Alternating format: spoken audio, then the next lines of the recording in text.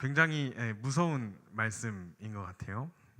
혹시 누군가로부터 무시를 당해 보신 적이 있으십니까? 이 무시를 당하는 일은 꽤 기분 좋은 일은 아닙니다. 누군가로부터 무시를 당하게 되면 마음이 불쾌하고 또 마음속에 분노가 일어나는 것을 경험할 수가 있죠. 요즘에 뉴스를 보면 굉장히 많은 살인 사건들이 일어나고 있는 것을 보게 되는데, 그 살인 사건의 동기들을 보면 많은 경우에 상대방이 그 사람이 나를 무시하는 것처럼 느껴져서 내가 그 사람을 우발적으로 찔렀다, 살인했다, 이렇게 이야기하는 것을 쉽게 찾아볼 수가 있습니다. 제가 신광교회에 오기 전에 사역지를 구하면서 한 9군데 정도를 지원을 했습니다. 그리고 여러 교회에서 면접을 딱 보게 됐는데, 면접을 볼 때마다 이제 목사님들이 공통적으로 저에게 이런 말씀을 하시는 것을 들었어요. 목사님 아직 나이가 어린데, 제가 머리하고 더 어려졌다는 얘기를 듣는데 지금도 충분히 젊습니다. 네. 목사님 아직 이렇게 나이가 어린데 교구 사역을 잘 할 수 있겠습니까? 이런 질문을 갈 때마다, 면접 갈 때마다 계속 반복적으로 듣게 됐습니다. 물론 목사님들이 제가 어리다고 막 무시하거나 그런 의도로 하신 말씀은 아닐 것입니다. 그런데 이런 이야기를 계속 듣다 보니까 제 안에 어떤 마음이 생기냐면, 내가 이 교회는 좀 뽑혀도 안 가야겠다, 이런 생각을 하게 됐습니다. 이렇게 누군가로부터 무시를 당하게 되는 것은 감정이 상할 뿐만 아니라 그것을 때로는 갚아주고자 하는 그런 복수심 같은 마음이 우리 안에 생겨나는 것을 이제 무시를 당할 때 경험을 하게 되는 거죠. 자, 그렇다면 한번 입장을 바꿔서 질문을 드려보고 싶습니다. 혹시 누군가를 무시해 보신 적이 있으십니까? 무시당하는 것을 좋아하는 사람은 없지만, 사실 생각해 보면 우리도 알게 모르게 누군가를 굉장히 무시하면서 살아가고 있는 것을 발견할 수가 있습니다. 네가 이거에 대해서 뭘 알아? 네가 그럴 거면 하지 마. 역시 내가 그럴 줄 알았다. 이거 봐. 이런 것들이 사실 무시하는 마음이 깔려 있는 그런 생각들인 거죠. 이렇게 알게 모르게 우리는 누군가를 무시하면서 살아가고 있습니다. 이것으로 인해서 때로는 관계가 깨지기도 하고, 또 여러 가지 문제와 갈등들을 실제로 삶 속에서 겪으면서 그렇게 살아가고 있기도 하죠. 그런데 사람을 무시하는 것보다 더 큰 문제가 있습니다. 그것은 바로 하나님을 무시하는 것입니다. 하나님을 무시하는 것은 인간이 저지를 수 있는 문제 중에 가장 심각한 문제라고 이야기할 수 있습니다. 하지만 놀랍게도 저를 포함한 많은 사람들은 하나님을 무시하는 것을 별로 대수롭지 않은 것으로 여기면서 살아가곤 합니다. 혹시 하나님을 무시해 보신 적이 있으십니까? 에이, 제가 그럴 리가요. 어떻게 하나님을 제가 무시합니까? 제가 뭐라고? 저는 항상 하나님을 존중하면서 하나님을 두려워하면서 그렇게 살아가고 있습니다. 혹시 이렇게 대답하실 수 있는 분이 계실지도 모르겠습니다. 하지만 정직하게 우리 자신을 한번 돌아보게 된다면 우리는 생각보다 훨씬 더 하나님을 자주 무시하면서 살아가고 있습니다.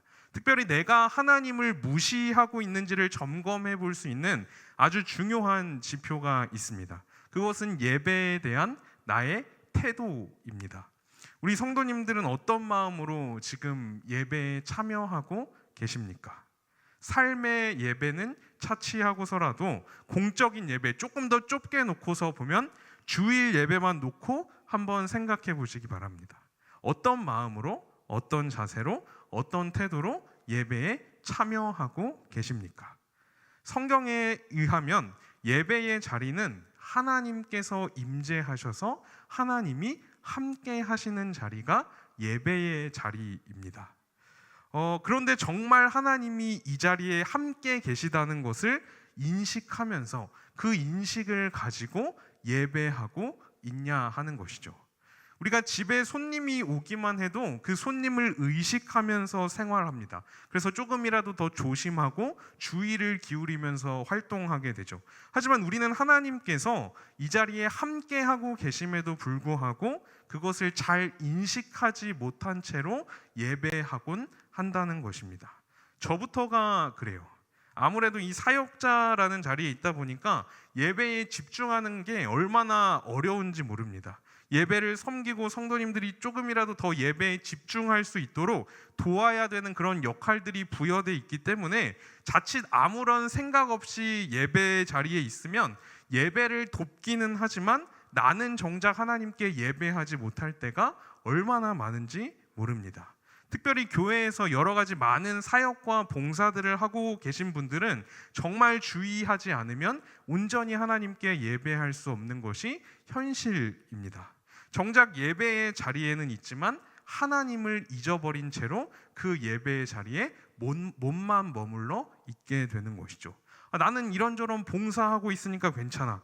나는 눈에 별로 안 띄는 자리에 있으니까, 나는 별로 예배에 중요하지 않은 역할을 맡았으니까, 가벼운 자리에 있으니까 나는 괜찮아. 하나님 앞에서 이렇게 핑계하거나 변명할 수 없다는 것입니다. 제 안에도 이런 생각이 종종 들 때가 있어요. 내가 이번 예배에는 힘을 조금 더 쏟자. 그런데 어떨 때는 이번 예배는 내가 조금 힘 빼고 편안한 마음으로 좀 있자. 매일 예배를 드리다 보니까 어느 순간인가 제 마음속에 이런 생각이 찾아오는 거예요. 그런데 정말 예배가 이런 것입니까? 어떤 예배는 더 중요하고 어떤 예배는 덜 중요하고 그런 것이 있느냐 하는 것이죠. 그렇지 않습니다. 모든 예배는 다 똑같이 중요합니다. 왜죠? 하나님께서 그 자리에 함께하고 계시기 때문입니다. 하나님께서 주일 예배 때는 더 강하게 임재하시고 새벽 예배 때는 조금만 임재하시고 그렇습니까? 그렇지 않다는 것이죠. 모든 예배의 자리가 하나님이 거하시는 그 임재의 자리라는 것을 우리가 순간순간 얼마나 자주 놓치면서 살아가고 있는지 몰라요. 만약 우리가 예배에 대해서 생각할 때 하나님이 함께하고 계신다는 사실을 놓치고 있고 그래서 그 예배를 조금이라도 소홀히 여기고 있다면 그것은 우리가 하나님을 무시하고 있는 것과 마찬가지인 것입니다. 내가 하나님을 무시하고 있는지를 돌아볼 수 있는 또 한 가지 지표가 있습니다. 그것은 내가 하나님께서 세우신 사람들을 어떠한 태도로 대하고 있느냐 하는 것입니다. 예배에 대한 태도가 직접적으로 하나님에 대한 태도를 보여주는 것이라고 한다면 하나님께서 세우신 사람에 대한 태도는 간접적으로 하나님에 대한 태도가 어떠한지를 보여주는 중요한 지표가 됩니다. 성경은 하나님께서 세우신 그 사람들을 대하는 태도가 바로 하나님을 대하는 태도라는 것을 여러 군데에서 보여주고 있습니다. 민수기 16장을 보면 고라와 다단과 아비람이라는 사람들이 등장을 합니다. 이들은 모세와 아론의 권위에 반기를 들고 모세와 아론을 비난하면서 반란을 일으킵니다. 하나님께서 세우신 그 사람들을 거역하고 무시한 것이죠. 그리고 성경은 그 결과에 대해서 이렇게 기록을 하고 있습니다. 민수기 16장 30절 31절입니다. 만일 여호와께서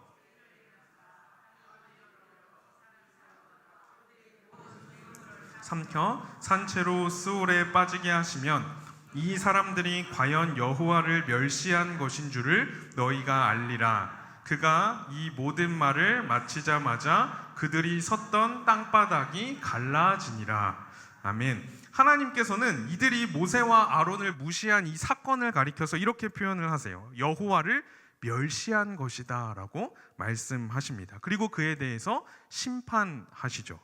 사도행전 5장을 보면 아나니아와 삽비라라는 부부가 등장을 합니다. 이들은 자신들의 소유를 팔아서 그 전부를 교회에 바치겠다고 고백을 하죠. 하지만 그 전부를 드리는 것이 아니라 그 중에 일부만을 드리게 됩니다. 그런데 문제는 뭐냐면 그것이 전부가 아님에도 불구하고 그것이 전부다라고 사도들에게 거짓말을 한 것입니다. 베드로 사도는 이 부부의 이러한 행위를 가리켜서 이렇게 표현을 하고 있습니다. 사도행전 5장 9절입니다. 베드로가 이르되 어찌 함께 꾀하여 주의 영을 시험하려 하느냐? 보라, 내 남편을 장사하고 오는 사람들의 발이 문 앞에 이르렀으니 또 너를 메어 내가리라 하니. 이렇게 고백을 하죠. 어찌 주의 영을 시험하려 하느냐라고 표현을 합니다. 그러니까 이들 부부가 사도들을 속인 것이 사실 사도들을 속인 것이 아니라 그 사도들을 세우신 성령 하나님을 속인 것이다라고 말씀하고 있는 것입니다. 이처럼 하나님께서 세우신 사람들을 대하는 태도는 하나님을 대하는 태도와 다르지 않습니다. 만약 내가 하나님께서 세우신 사람들을 무시하고 조롱하고 비난하고 있다면 그것은 내가 하나님을 향해서 무시하고 조롱하고 비난하는 것과 마찬가지라는 거죠. 우리가 함께 읽은 이 본문의 말씀은 꽤 끔찍한 내용을 우리에게 보여주고 있습니다. 엘리사라는 사람이 등장을 하죠. 이 엘리사는 하나님께서 세우신 선지자였습니다. 그리고 이 엘리사가 베델로 향하고 있을 때 동네에서 아이들이 나와서 엘리사를 이렇게 조롱합니다. 대머리여 올라가라, 대머리여 올라가라. 그러자 엘리사가 그 아이들을 향해서 저주를 했고 수풀에서 곰 2마리가 나와서 아이들 중에 42명을 찢어 죽이는 이 사건이 오늘 본문의 내용입니다. 한편으로 우리가 이 이야기를 보면서 도대체 이렇게 끔찍한 사건을 보면서 하나님이 너무하신 게 아닌가, 굳이 이렇게 잔혹한 이야기를 굳이 성경에 기록하셔야만 했나, 이렇게 생각할 수도 있습니다. 하지만 오늘 말씀은 우리에게 굉장히 중요한 내용을 보여주고 있습니다. 먼저 우리가 생각해 봐야 되는 것은 이 아이들이 지금 하고 있는 이 행위가 과연 무엇을 의미하고 있는 것인가 하는 것입니다. 이 아이들이 하고 있는 일이 어떤 의미를 가지고 있는 것이길래 이 아이들이 이렇게 끔찍한 일을 당했어야만 했을까 하는 것을 먼저 살펴봐야 되는 거죠. 이 아이들은 하나님의 선지자를 이렇게 조롱했습니다. 대머리여 올라가라, 대머리여 올라가라. 우리나라 정서에서 이 조롱을 보면 초점이 대머리에 있는 것처럼 보여집니다. 그래서 옛날에 아이들이 서로 막 약 올리고 놀릴 때 누구야 대머리 깎아라 막 이런 식으로 놀렸던 것처럼 대머리가 이 조롱의 초점인 것처럼 보여지지만 사실 그 당시 그 상황 속에서는 대머리라는 것이 놀림의 대상이 아니었습니다. 그러니까 이 조롱의 초점은 대머리에 있는 것이 아니라 올라가라라는 이 말에 초점이 맞춰져 있습니다. 이 엘리사에게는 스승이 한 사람이 있었죠. 엘리야라는 사람이었습니다. 그런데 이 엘리야가 죽음을 겪지 않고 하늘로 올려지는 그런 놀라운 사건이 오늘 본문 앞부분에 기록이 되어 있습니다. 그래서 열왕기하 2장 11절에 보면 이렇게 기록이 되어 있습니다. 불수레와 불말들이 두 사람을 갈라놓고 엘리야가 회오리 바람으로 하늘로 올라가더라라고 기록을 하고 있습니다. 엘리야는 죽지 않고 하늘로 올라갑니다. 그리고 엘리사는 바로 앞에서 자신의 스승인 이 엘리야가 하늘로 올라가는 것을 목격을 한 것이죠. 이 기적을 겪은 엘리사가 어떻게 했을까요? 엘리야가 죽지 않고 하늘로 올려졌다는 것을 주변에 이야기했을 것입니다. 하나님께서 나의 스승인 이 엘리야를 죽지 않게 하시고 직접 하늘로 들어 올리셨습니다 하는 것을 선포했겠죠. 본문의 조롱은 바로 이런 상황을 바탕에 두고 행해지고 있는 것입니다. 그러니까 이런 의미죠. 엘리야가 죽지 않고 하늘로 올라갔다고? 말도 안 되는 일이지. 뻥치고 있네. 그 말이 진짜 사실이라면 엘리사 당신도 지금 당장 하늘로 올라가 봐라. 이렇게 조롱하고 놀리고 있는 거예요. 그러니까 사실 이 조롱은 엘리사뿐만 아니라 그의 스승이었던 엘리야를 향한 조롱이기도 하고 더 나아가서 엘리야를 하늘로 올리셨던 그 전능하신 하나님에 대한 무시와 조롱인 것입니다. 그러니까 이들은 단지 엘리사를 무시하고 있는 것이 아니라 엘리사의 하나님을 조롱하고 하나님을 무시하고 있는 것이죠. 요즘에 누군가를 비난하고 조롱하고 악한 댓글, 악플을 달면 법적으로 처벌을 받기도 합니다. 그런데 하나님을 무시하는 것은 인간이 저지를 수 있는 죄 중에 가장 큰 죄입니다. 본문에서 아이들은 하나님을 무시하고 조롱하는 가장 심각하고도 큰 죄를 하나님께 짓고 있는 것이죠. 그리고 그 결과가 무엇입니까? 곰 2마리가 나와서 그들 중에 42명을 찢어 죽입니다. 우리가 곰이라는 짐승을 생각을 하면 곰돌이 푸 같이 굉장히 귀여운 그런 곰의 이미지를 떠올리는데, 사실은 곰은 굉장히 위험하고 무서운 짐승입니다. 짐승들 중에 가장 위험한 짐승으로 꼽히는 짐승이 곰입니다. 그래서 성경에서도 이 곰의 이미지를 하나님의 심판을 가리키는 그런 의미로 사용하곤 합니다. 이처럼 하나님을 무시한 대가로 철저하고 또 처참한 심판이 이루어지는 것을 우리가 오늘 말씀 속에서 발견할 수가 있습니다. 하나님께서는 정의로운 분이시기 때문에 이 죄라는 것을 가만히 내버려 두실 수가 없습니다. 죄에 대해서 반드시 심판하셔서 그 정의를 이루시는 분이십니다. 곰이 아이들을 찢어 죽인 이 사건은 단순히 엘리사가 그 아이들이 자신을 조롱한 것에 대해서 분노하고 복수심이 생겨서 그냥 개인적인 사사로운 감정 때문에 이루어진 것이 아니라, 엘리사가 여호와의 이름으로 그 아이들을 저주했다라고 성경은 기록을 하고 있습니다. 또 곰이 아이들을 찢었다라고 표현할 때 이 찢었다라는 표현은 앞에서 모세와 아론을 대적한 그들을 향해서 땅이 갈라졌다 할 때 그 갈라졌다와 동일한 표현이 사용이 되고 있는 거죠. 그러니까 이것은 이들에게 임한 심판이 바로 하나님께서 그들에게 내리신 심판이라는 것을 보여주는 표현인 것입니다. 그들이 하나님을 무시했기 때문에 하나님께서 그들을 심판하신 거죠.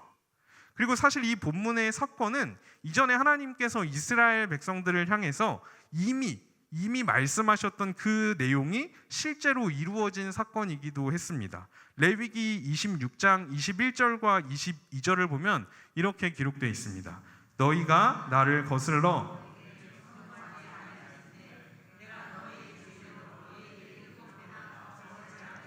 것이라. 내가 들짐승을 너희 중에 보내리니 그것들이 너희의 자녀를 움키고 너희 가축을 멸하며 너희의 수요를 줄이리니 너희의 길들이 황폐하리라. 아멘. 이스라엘 백성들이 하나님을 거스른다면 그 죄대로 재앙을 내릴 것이고, 들짐승을 너희 중에 보내서 그 자녀들이 죽게 될 것이다 라고 이미 하나님께서 말씀하고 계신 거죠. 그 말씀이 오늘 이 본문에서 성취가 되고 있는 것입니다. 이 사건이 지금 일어나고 있는 곳을 보면 베델이라는 곳입니다. 하나님의 집이라는 뜻이죠. 사실 이 베델은 처음에 제단을 쌓고 하나님을 경배하고 예배했던 곳이 베델이라는 곳이었습니다. 하지만 여로보암 시대 때 이 베델이라는 곳이 금송아지가 세워지고 우상들이 세워지는 그런 우상을 숭배하는 곳으로 전락해버리고 맙니다. 그래서 본문에서 이 작은 아이들이 엘리사를 조롱했다라고 기록하고 있는데, 이 아이들은 한 10대 정도의 아이들로 추정이 돼요. 그러니까 이곳의 아이들이 이처럼 하나님의 선지자를 조롱하고 무시할 정도였다면 그 부모 역시도 영적으로 심각하게 타락해 있는 상태다라는 것을 충분히 짐작해 볼 수 있는 그런 상황인 거죠. 그러니까 사실 이 사건은 베델 전체, 아니 사실은 이스라엘 전체가 하나님으로부터 얼마나 멀리 떨어져 있고 얼마나 하나님을 무시하고 조롱하고 하나님 앞에 범죄하고 있는지를 상징적으로 보여주고 있는 사건이라고 이야기할 수 있는 것입니다. 하나님을 거역하고 하나님을 이처럼 무시한 이스라엘을 향해서 하나님의 심판이 임하게 될 것이다 라는 것을 상징적으로 보여주고 있는 사건인 것이죠. 이처럼 하나님을 무시하고 조롱하는 일은 끔찍한 심판을 불러일으키게 됩니다. 그렇다면 우리는 어떻습니까? 혹시 우리가 예배를 너무나 가볍게 생각하고 있지는 않습니까? 뭐 오늘도 똑같은 말씀이네. 하나님 얘기하고 예수님 얘기하고 똑같네. 지난주에도 들었던 말씀이네. 아우 지겨워. 1시간 내가 또 어떻게 버티나? 나 이렇게 피곤한데 빨리 끝나고 집에 나갔으면 좋겠다. 대충 시간이나 때우고 가지.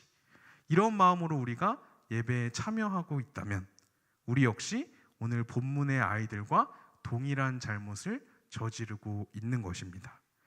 혹시 하나님께서 세우신 사람들을 무시하거나 비난하거나 조롱하고 있지는 않으십니까?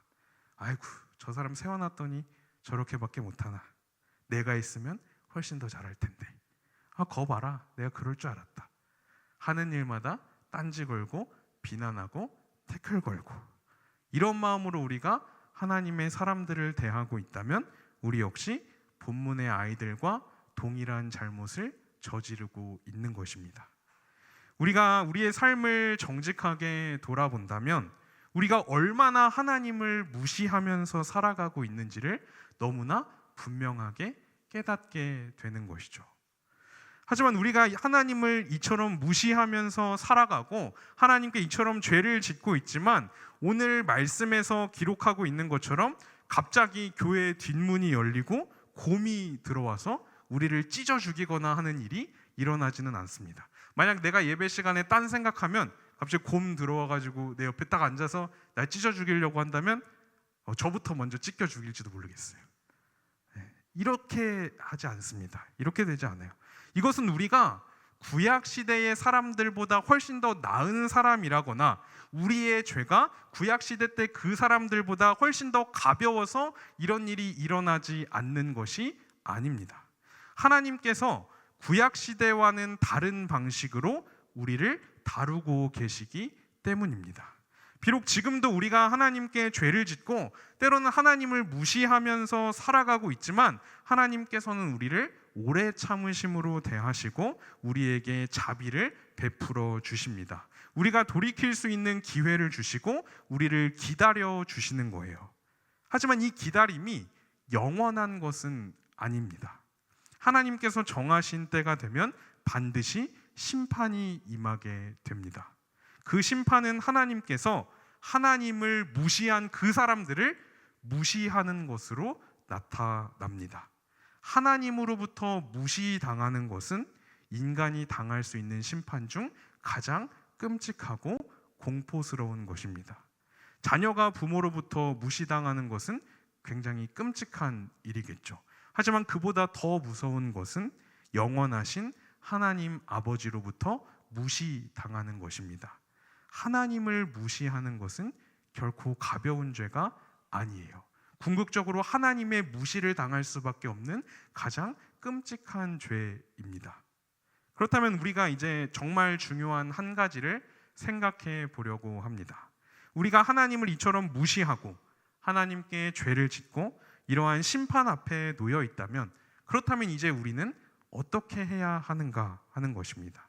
성경은 살아계신 하나님께서 인간의 몸을 입고 이 땅에 내려오셨다라고 말씀하고 있습니다. 그분이 바로 예수 그리스도이시죠. 예수님은 자신이 바로 하나님의 아들이시고 사람들을 구원할 메시아이심을 선포하셨습니다. 하지만 사람들은 예수님의 말을 무시했고 예수님을 조롱합니다. 그리고 그 무시와 조롱의 절정은 바로 십자가 위에서 일어났습니다. 예수님께서 십자가에 달리셨을 때 사람들은 예수님께 이렇게 소리쳤습니다. 네가 정말 하나님의 아들이라면 십자가 위에서 내려와 봐라. 엘리사를 향해서는 올라가 봐라, 올라가 봐라 조롱했던 그 사람들이 이제는 예수님을 향해서 십자가 위에서 내려와 봐라, 내려와 봐라 라고 예수님을 조롱하고 있는 것이죠.